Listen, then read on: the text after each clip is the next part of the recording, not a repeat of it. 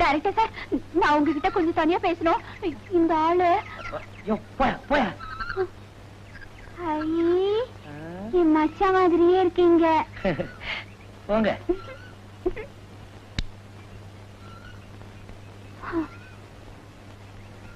Director sir, என்ன உங்க தங்கச்சி மாதிரி நினைச்சுக்கோங்க.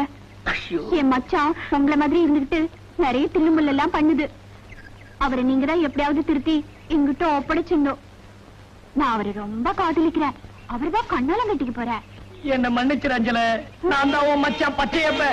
1/2 மணி நேரமா டைரக்டர் ஆக்ட் பண்ணிட்டு இருக்கேன். வந்து கிஷ்மா டைரக்ட் பண்ணிட்டேன், மனோரமா டைரக்ட் பண்ணிட்டேன், சத்யராஜ் தான் பாக்கி. அஞ்சல அஞ்சல அஞ்சல அஞ்சல ஐயோ தம்பி, இங்க வாப்பா. கிராமத்து பொண்ணு போல இருக்கு. சினிமா சான்ஸ் கேட்டுட்டு வந்தா பசி மயக்கம், கீழே விழுந்து கிடக்கா. ஏதாவது டிஃபன் கொடுத்து ஊருக்கு போக சொல்லு. பொண்ணு எவ்வளவு டக்கரா இருக்குது, இத போய் ஊருக்கு அனுப்ப சொல்றாரு. சரியான சாமியார் தான் இருக்கு.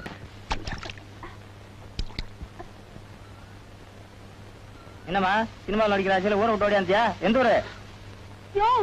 யாரையா சொன்னது நான் சினிமாவில் நடிக்க போறேன்னு? எங்க டைரக்டர் தான் சொன்னாரு. டிஃபன் கூட கொடுக்க சொன்னாரு. சாப்பிட்டு ஊரை பார்க்க போய் சேரு. கெட்டுக்கிட்டு போயிடாத. அவன் அலைஞ்சிட்டு இருக்கான்.